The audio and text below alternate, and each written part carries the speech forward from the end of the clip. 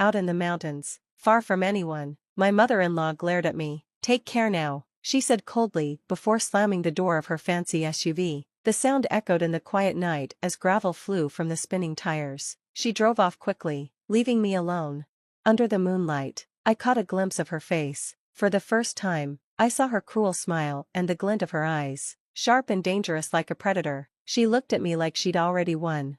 "Mom, why?" I whispered, my voice shaking, but she just leaned out the window and laughed. It was a chilling sound, full of triumph.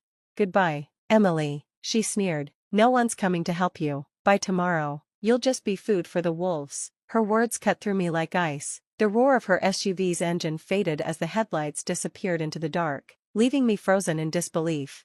I reached for my phone, desperate to call for help, but it wouldn't turn on. Then I remembered, earlier, she had borrowed my charger. She had planned all this. She tricked me into coming out here under the pretense of showing me a stargazing spot. I felt so foolish.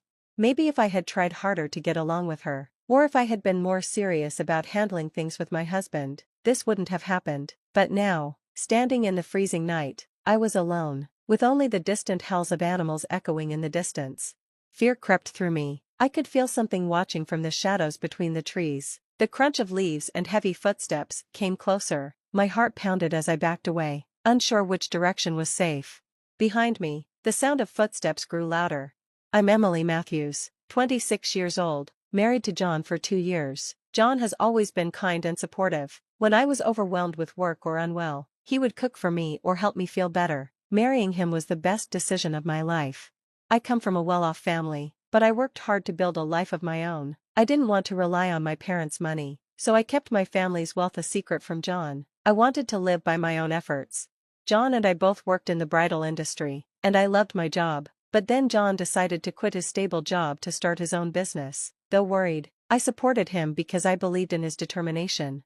Then, I found out the truth. John had been in a relationship with another woman from his college days. Not only that, but he had racked up $50,000 in debt from extravagant trips with her. I had no idea and was devastated when I learned about it. To my horror, he started his business with that same woman as his partner. He claimed his family was supporting him financially. His mother, Susan, adored him and justified everything he did. She treated me as if I was trying to steal her son. Meanwhile, John's sister, Megan, lived off him completely. She refused to work, saying she didn't want to deal with things like speaking formally to her boss. She seemed entitled and difficult, which made dealing with her exhausting. For a while, I endured it all because I loved John, but Susan and Megan started visiting our home often, rummaging through my belongings without permission. They used my expensive, cherished items as props for their social media, treating them carelessly. One day, Susan took my favorite brown purse without asking and broke it. I hoped she'd apologize, but instead, she smirked and said, "It was bought with John's money, so I don't owe you anything." I felt crushed. Even though I earned a good income, I couldn't keep replacing my things endlessly. I reminded Susan that the bag she broke was something I bought before I got married. It was my first big purchase, something I had dreamed of owning. "Yeah, right," she scoffed. "Girls like you don't have money for things like that. Don't try to fool me." She had already labeled me as a gold digger, accusing me of spending John's money on luxuries. It was impossible to talk to her. She didn't even try to understand. She only saw me as an enemy.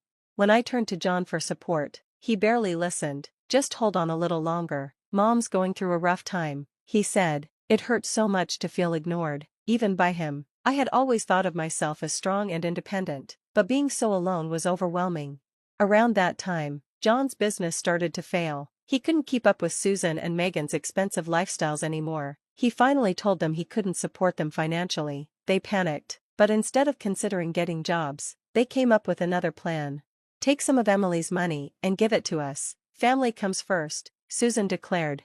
I explained, again, that I split living expenses with John and used my own income, but they didn't believe me. Their frustration grew, and for a while, they visited less often. I thought maybe they were starting to accept reality. I was wrong.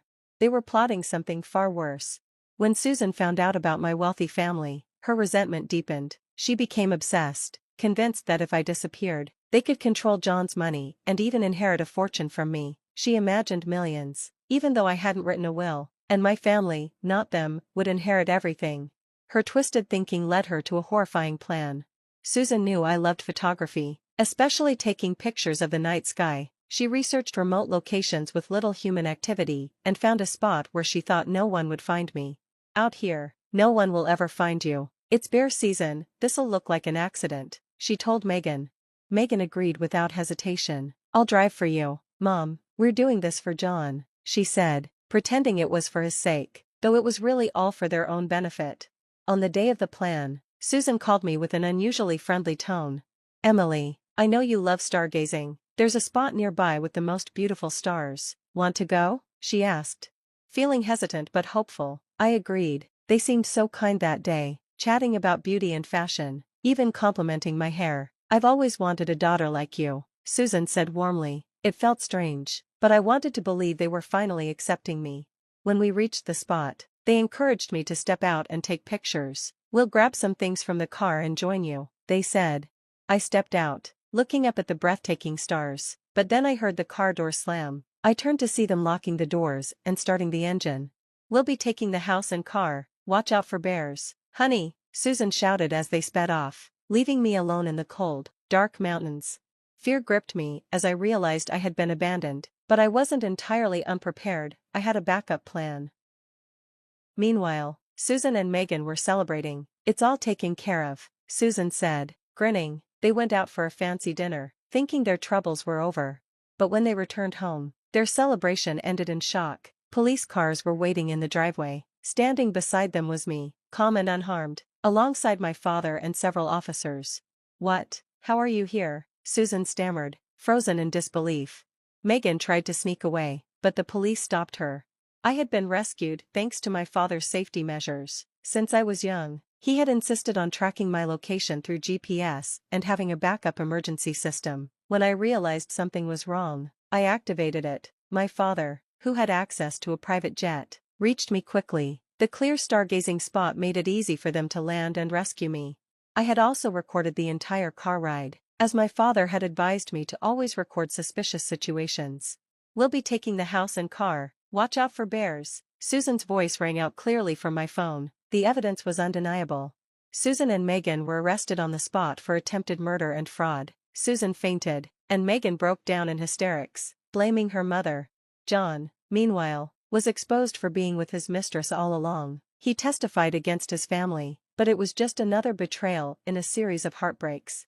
The story became a media sensation. Headlines mocked Susan as the mother-in-law who wanted millions. Details about how Susan and Megan used my belongings for social media clout went viral. John, who had once prided himself on his reputation, now couldn't even leave the house without facing shame.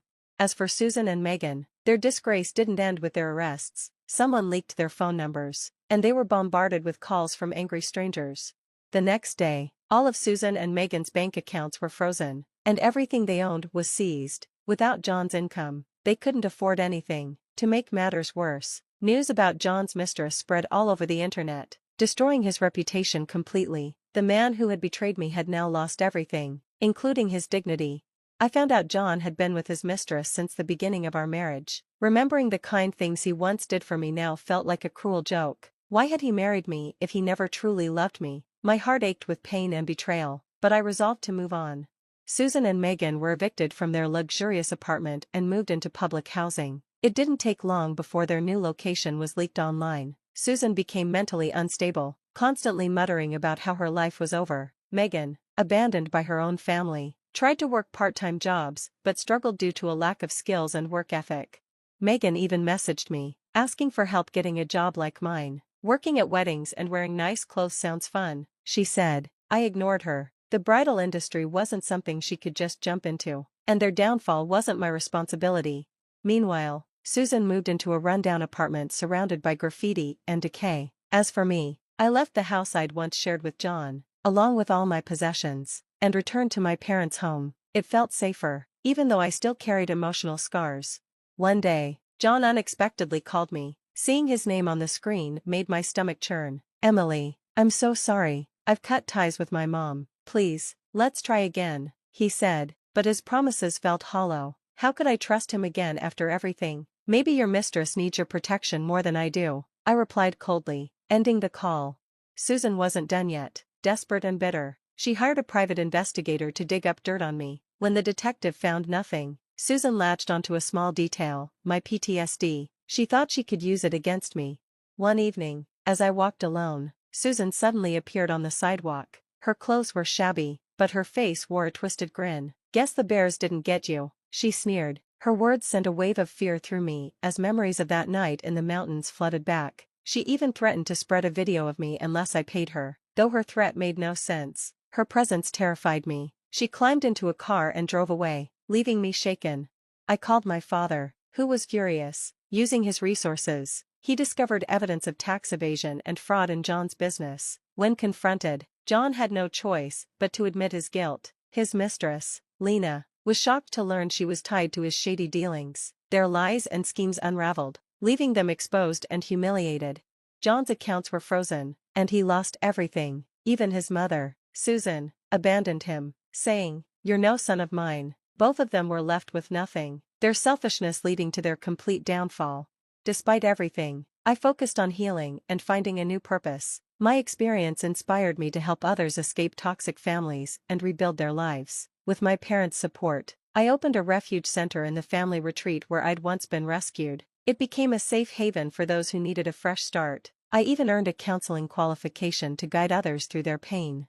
Over time, the refuge grew, welcoming people who needed a safe place to heal. One day, a woman arrived, escaping her abusive family. I reassured her, "You've done so well to get out. I'm glad I left when I did, too." Her tears turned to a soft smile as I reminded her it was okay to acknowledge the pain and set boundaries. With time, I began to smile again, finding joy in helping others rebuild their lives. Susan, Megan, and John continued to struggle, but I felt no pity. They were simply reaping the consequences of their own actions. Meanwhile, the refuge became a place of hope, ensuring no one else would have to face the kind of pain I once endured.